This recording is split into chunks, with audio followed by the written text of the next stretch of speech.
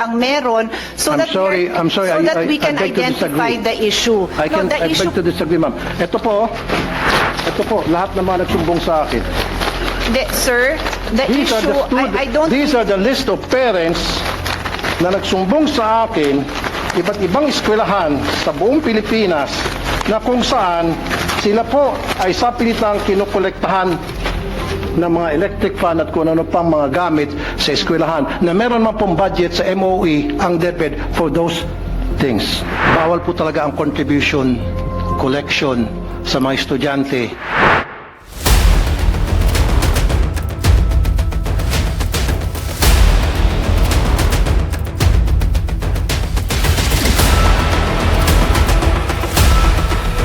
Kung meron pong ginagawang collection other than those mentions, then that is against the law, against 5546, which is happening right now in so many public elementary high school.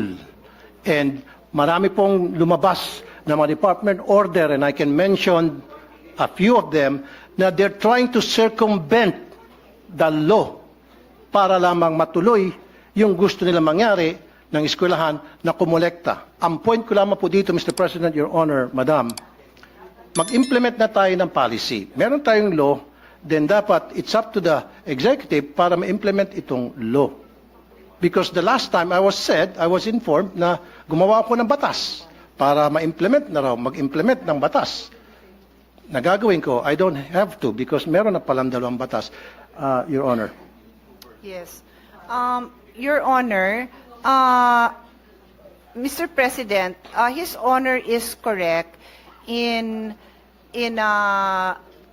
his paraphrasing or delivering the provisions of RA 5546 kung saan ho, and I will just read it no para clear, yes, ang maintindihan din ng mga kasamahan natin yung issue po na malapit po sa puso ng ating kasamahan. The section 1 of RA 5546 states, the sale of tickets and or the collection of contributions in any form whatsoever by any person for any project or purpose, whether voluntary or otherwise, from school children, students and teachers of public and private schools, colleges and universities is hereby prohibited. Tama po, sir, no? Yan, Mr. President, yan po ang tinutukoy ng ating kasamahan. Tama po. Tama ho ba? I agree. Yes, okay. So, nung ako ho ay nakikipagdiskusyon sa DepEd, aware po sila dito na bawal talaga ang collections of contributions in any form from school children, students, and teachers. And that is why in their Department Order number 49 series of 2022, known as the Promotion of Professionalism in the Implementation and Delivery of Basic Education Programs and Services, prohibits DepEd officials and employees from seeking contribution, support, solicitation of any kind or any kind of intervention from non-DepEd entities. It goes on to say, likewise, the department implements a no-fee collection policy wherein no fees shall be collected from learners in kindergarten up to grade 4, while fees on certain memberships may be collected from learners in grade 5 and above, strictly on a voluntary basis, e.g. Boys and Girl Scouts, Philippine National Red Cross, Parent-Teachers Associations. So ito po yata, sir, ang implementing order na hinahanap nyo, Mr. President. Is His Honor, do I respond to His Honor's question by pointing out this DepEd order number 49? Thank you, Mr. President, Your Honor. Pero can a department order supersedes a Republic Act? Mr. President, in my humble legal opinion, this department order is consistent with the law. But I am very open to hear His Honor's concerns kung meron dito sa department order na inconsistent, kasi isa po ako sa naniniwala na hindi talaga dapat nagsusupersede ang Correct. isang department order. We are one with that, and I let the record show that the minority floor leader is nodding his head because for more than a decade, magkakasama kami always reviewing this department orders. Hindi ho tayo Okay. nagto-tolerate na nag-e-exceed. Exactly. So, nagkakaisa po tayo dyan, Mr. President. Pero dito po sa RA 5546, Mr. President, Your Honor, Madam, totally pinagbabawal ang any form of collections, voluntary or otherwise, except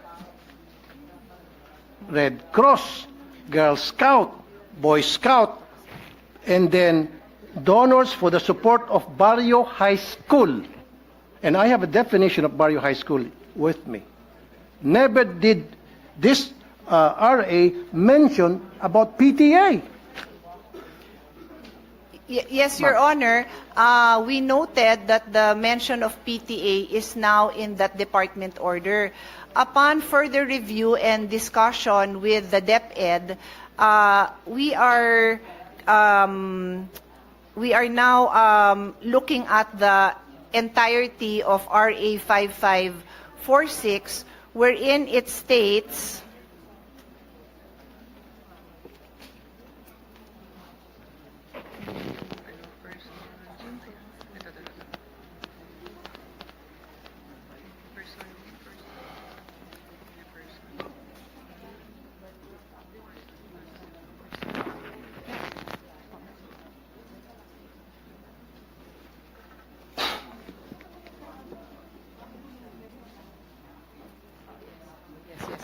Yes. Thank you. Mr. President, when we look at RA 5546, Section 1, and I will read it again, the sale of tickets and or the collection of contributions in any form whatsoever by any person for any project or purpose, whether voluntary or otherwise, from 1, school children, 2, students, and 3, teachers are hereby prohibited.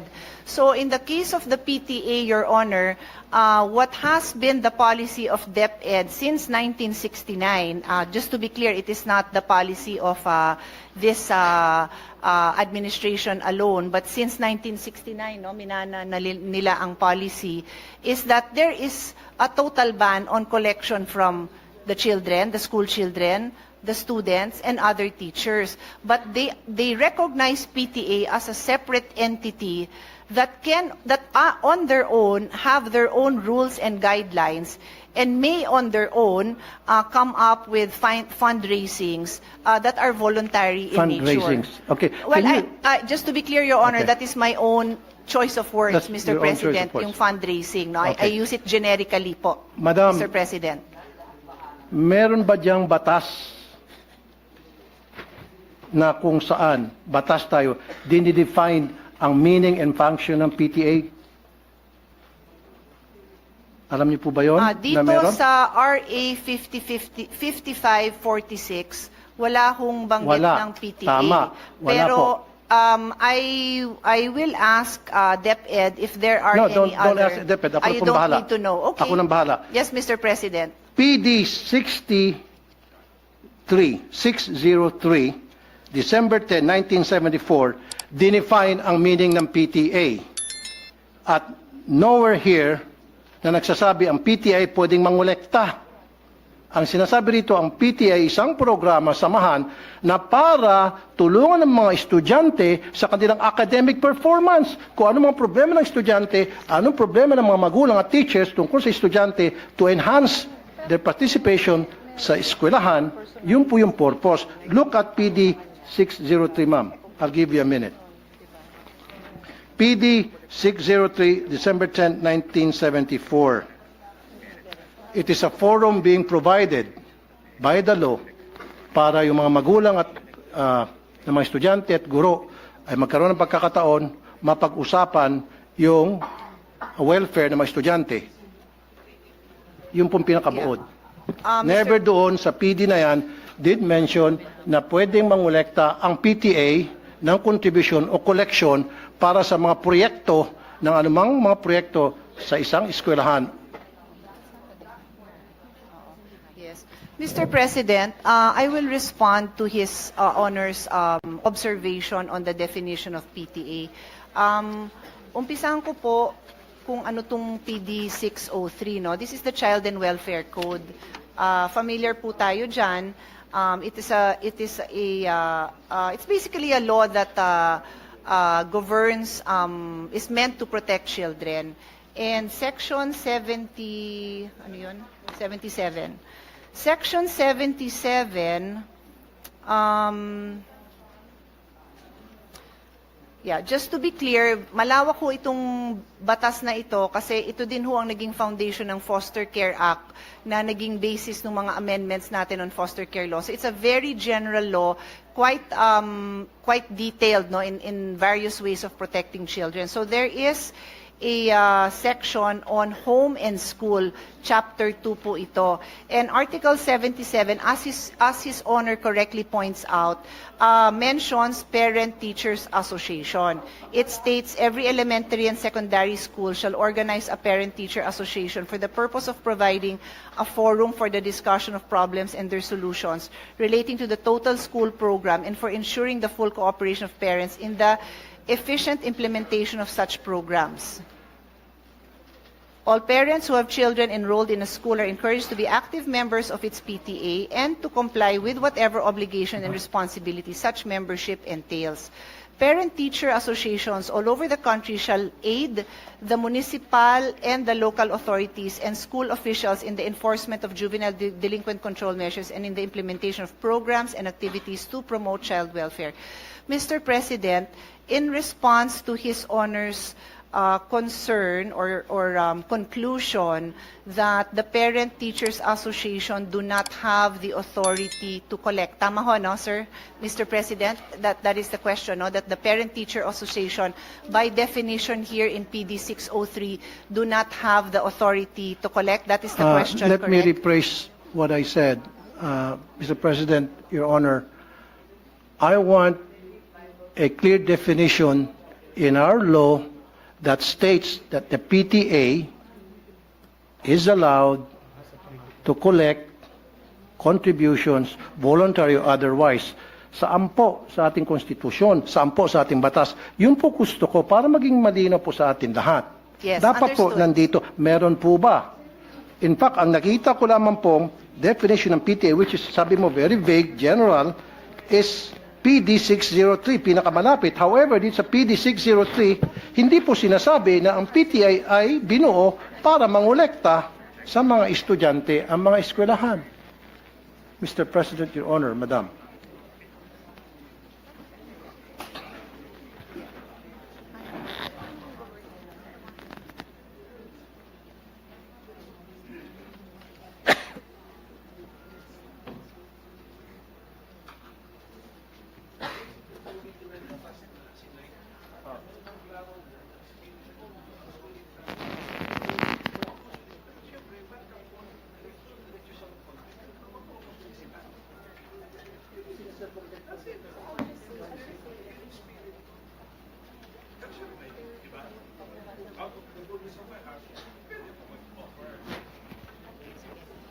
Mr. President, I just needed to confer with DepEd if tama po ang intindi ko. So in Article 77 of PD 603, which I had just read into the record, as I said, it states there that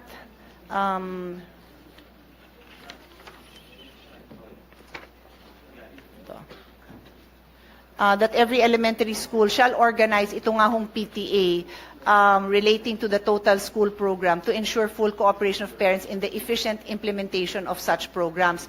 To address, they are meant to create a forum to address the problems and the solutions. So the practice of DepEd has been to support to allow the PTA to follow the mandate of Article 77, and if they need to raise funds to be able to address these problems and solutions, including the implementation of the programs, then they are governed by their own guidelines in implementing those I'm programs, sorry, Mr. including at tapusin ko lang po, Sige po. including yung fundraising. Yan po ang naging practice ng DepEd since 1969 po. Practice is different from what the law says. You can practice anything you want. Pwede mag-practice ang DepEd, lahat ng klaseng practice na gusto nila. Pero dapat nandoon sa batas. Pero kung wala sa batas yan, then yung practice na yun ay labag sa batas. There is actually, Mr. President, no sandali po. prohibition. Sinabi mo kasi, Madam, fundraising.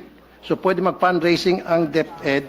It's been a practice through the DepEd, magkakaroon silang fundraising under PD 603. Pero, Mr. President, Your Honor, sa PD 603, wala talaga ako makita rito, kahit na letter by letter, tinitingnan ko, wala talaga nagsabi rito na pwede mag-fundraising, na pwedeng humingi ng contribution, humingi ng tinatawag na voluntary contribution. Wala talaga. So it seems to me na yung DepEd ay gumagawa-gawa ng sarili nila ng guidelines sa isang batas. Gumagawa sila ng sarili nilang IRR.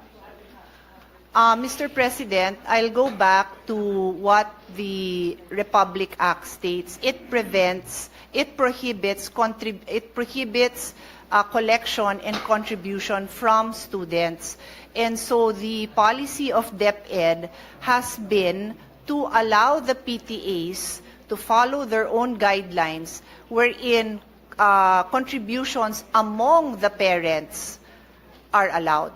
So Okay. to be clear, just to be clear, Mr. President, importante po na maliwanag yung pagsagot ko sa napakamahalagang tanong ng ating kasamahan. Bawal talaga ang pagkolekta sa estudyante, and that is being honored by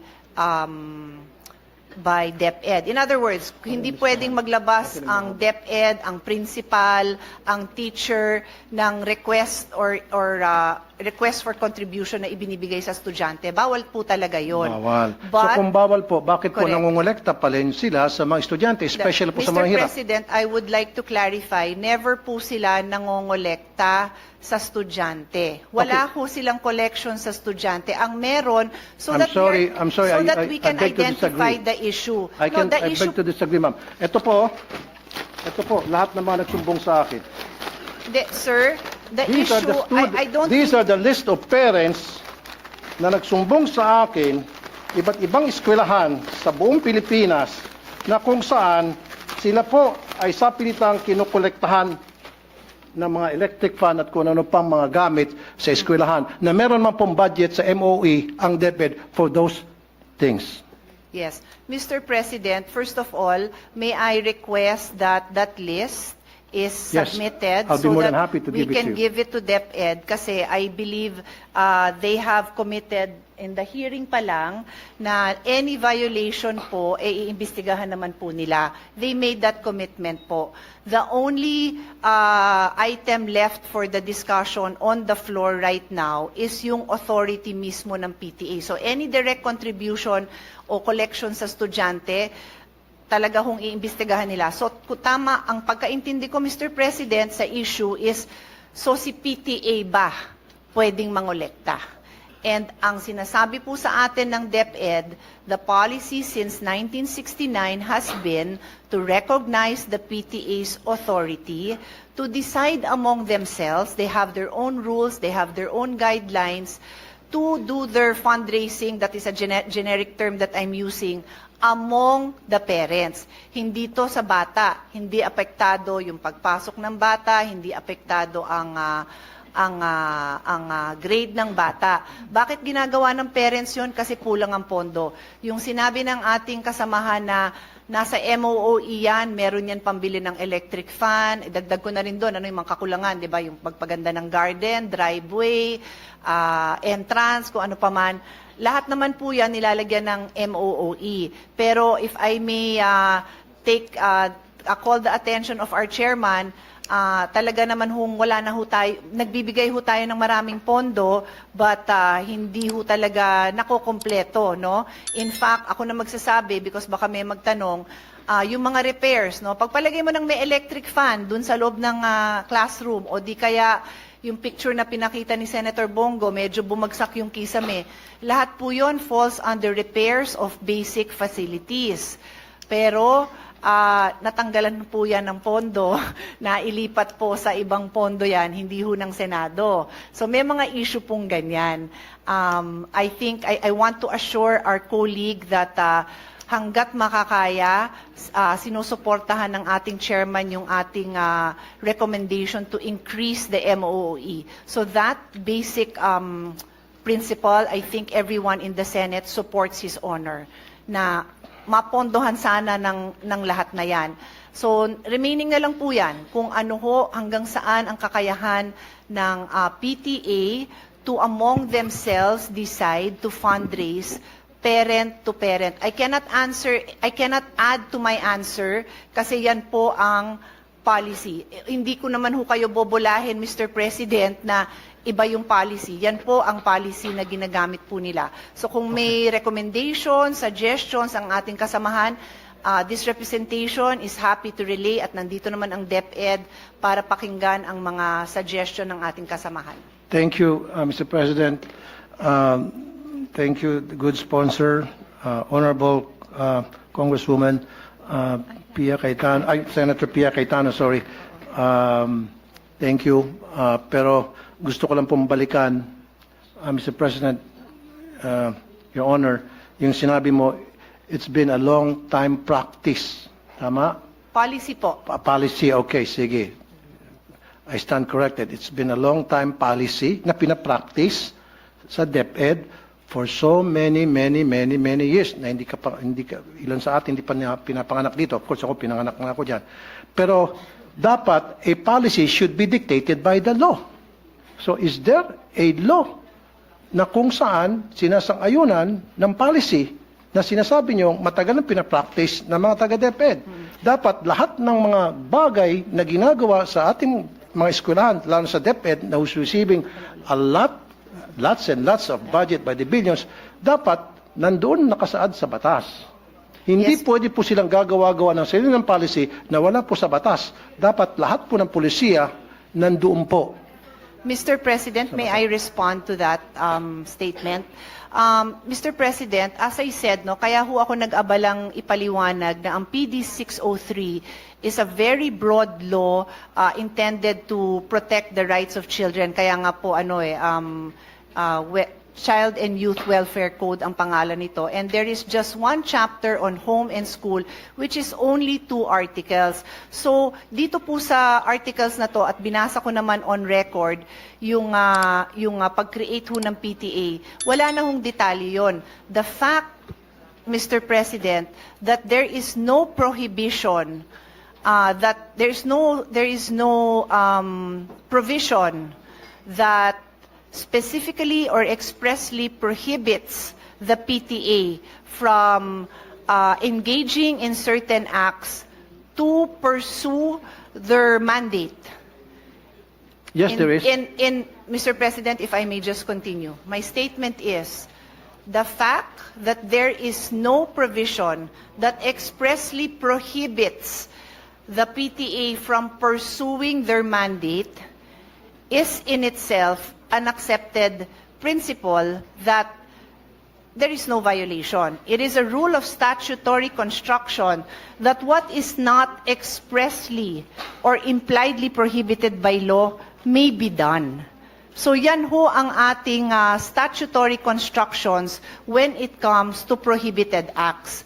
So pag sinabi po natin bawal ito, then we need to produce that law that prohibits it. And so we do have yung dalawang RA na binanggit naman ng ating kasamahan. Meron nga hong RA na nagbabawal. Yes. But that is why I have been repeatedly explaining that since 1969, ang implementation ng ating DepEd dito, they believe that they have been implementing this in the true spirit of the law na nagsasabing bawal mangolekta sa bata. They cannot collect contributions from school children, students, and teachers. Yun ho ang specific wording of the law. Exactly. Sige, pagbigyan ko po, I yield my floor to the Mr. President, minority Yes, leader. Minority Floor Leader. thank you. With the permission of my colleagues. The good sponsor mentioned statutory construction, which I used to teach in law school.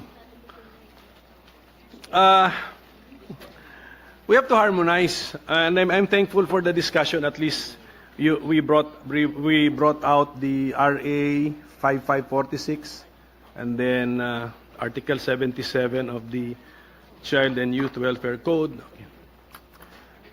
Kung makikita po natin, yung RA, bawal mangolekta sa bata. Okay. Actually, sino kinokolektahan mo kung nangongolekta ka sa bata of elementary school age? Hindi ba magulang din? So if you look at the spirit of the law, bawal mangolekta sa bata at sa kanyang magulang. Ang proviso sa dulo, kung out of the goodness of the heart of the parent, willingly, without any prompting or solicitation, magdodonate siya sa school, hindi bawal yun. Okay. And then, if you look at Article 77, shall organize the PTA, in-enumerate ngayon yung purpose ng PTA.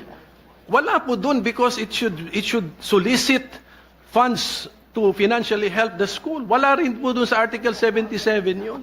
So if we harmonize the two provisions, not only looking at the letter but also looking at the spirit, I would tend to agree with the point of our interpellator, Senator Tulfo, na bawal. And if there is a department order na may interpret na pwede for the PTA to prompt or solicit or to ask contributions from the parents, let's review this department order because in my humble opinion, it violates the law, Mr. President. So thank you for the time, sir. Thank you, Minority Leader. With the indulgence of our colleagues, may